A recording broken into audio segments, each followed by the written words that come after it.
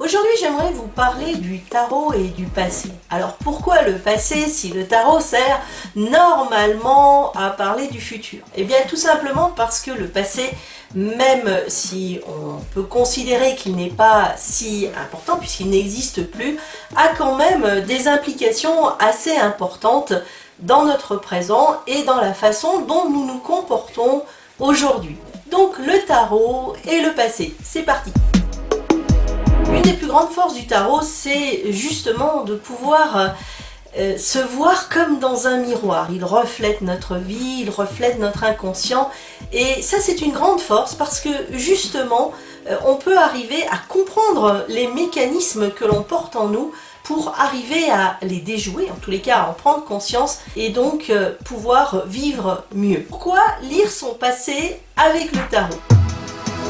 Se recentrer, s'interroger sur soi-même est important. Il faut le faire régulièrement, même si cela peut sembler fastidieux dit comme cela, mais au moins une fois par mois. Essayer de faire le point avec soi-même sans forcément tout remettre en question peut être foncièrement utile. Et justement, l'utilisation du tarot peut vous aider à faire cette petite mise au point, par exemple mensuelle, une façon de vous regarder dans la glace pour voir si eh bien, tout est en ordre, si vos vêtements sont corrects, votre coiffure également, mais évidemment tout cela appliqué au psychisme. Alors, pourquoi également? Parce que on a tendance souvent à être ballotté par notre vie, on s'identifie aux émotions, on vit la vie souvent en réaction sans se rendre compte de ce qui se passe et pourquoi on réagit de telle ou telle façon. Et justement, à ce moment-là, le tarot va nous permettre de redescendre, de nous recentrer et de reprendre conscience de ce qui vraiment se passe pour repartir du bon pied. Alors, comprendre son passé avec le tarot.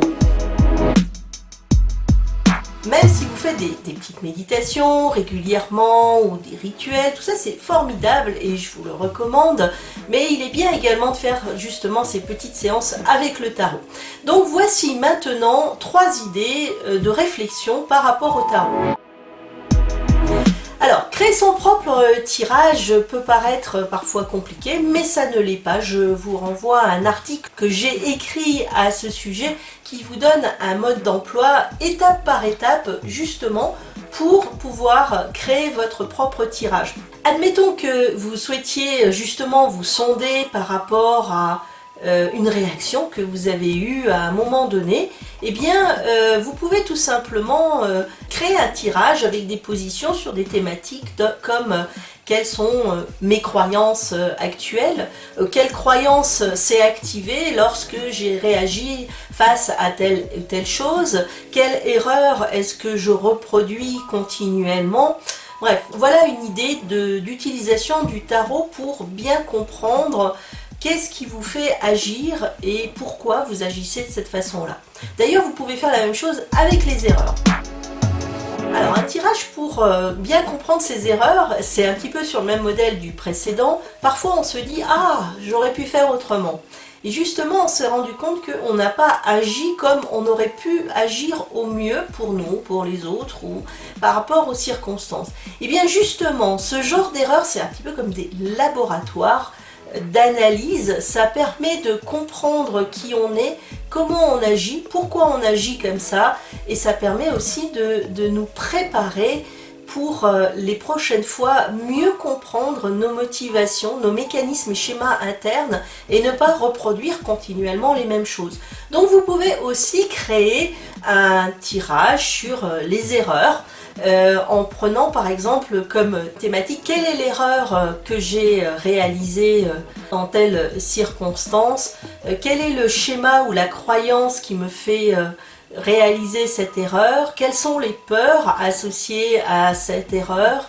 Dans l'absolu, si je n'avais pas réalisé cette erreur, qu'est-ce qui se serait passé? C'est très intéressant de faire ce type d'hypothèse avec le tarot. On peut parfois être surpris par des réponses auxquelles on ne s'attend pas. Et également, quelles sont les émotions qui étaient liées à la situation. Alors maintenant, je vous propose un tirage à 10 cartes. Alors c'est assez rare que je propose des tirages avec autant de cartes. Donc je vais vous donner actuellement simplement les positions. Et dans la prochaine vidéo, c'est la vidéo qui suit, je vais vous faire un exemple appliqué de ce tirage justement sur le tarot et le passé, mieux comprendre qui nous sommes, comment nous agissons et comment nous pouvons réagir dans la vie par rapport à toutes ces informations. Voici le modèle du tirage. Alors, ce modèle, c'est donc la première position que le mois passé, c'est comment votre histoire passée affecte justement votre présent d'aujourd'hui. La deuxième carte pourrait être votre mois d'aujourd'hui, comment vous êtes maintenant et comment vous réagissez maintenant. La troisième carte pourrait être votre mois supérieur. Vous voyez, nous avons 3 mois avec une élévation des mois et une analyse de ces mois, ce qui est intéressant. Et donc, qu'est-ce qu'attend votre mois supérieur? Comment veut-il se réaliser? Ensuite, les défis, c'est-à-dire par rapport à votre mois supérieur, quels sont les défis qui vous sont présentés aujourd'hui pour être alignés justement avec votre moi supérieur. Ensuite, les croyances familiales, bien évidemment, les croyances en général, mais également les croyances familiales parce que c'est ce que nous traînons, c'est un lourd bagage familial, ça remonte à très loin, pas seulement nos parents. Si vous souhaitez développer ce type de tirage, vous pouvez ensuite soit ajouter une carte pour avoir plus de précision, soit carrément extraire la réponse que vous avez eue et refaire un tirage simplement sur les croyances familiales par exemple. C'est très important et ça peut être très enrichissant. Ensuite, vos problèmes personnels, privés, donc indépendamment des croyances familiales, donc quelles sont vos croyances à vous, vos blocages, vos peurs, vos angoisses, etc.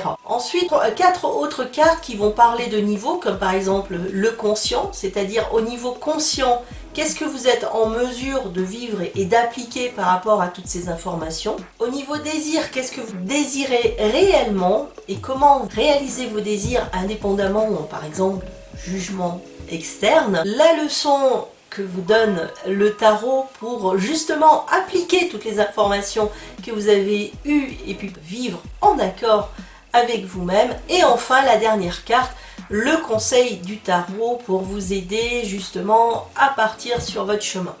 Alors effectivement, c'est un tirage un petit peu long, il est intéressant, il a beaucoup de cartes, il faut évidemment les lire individuellement et en association, mais ça peut vous donner beaucoup d'informations, notamment si vous les faites régulièrement, par exemple une fois par mois, vous pourrez voir une progression justement, donc ça vaut la peine aussi de le noter. Et je vous invite dans la vidéo qui suit à voir une interprétation de tirage à 10 cartes sur le tarot et le passé.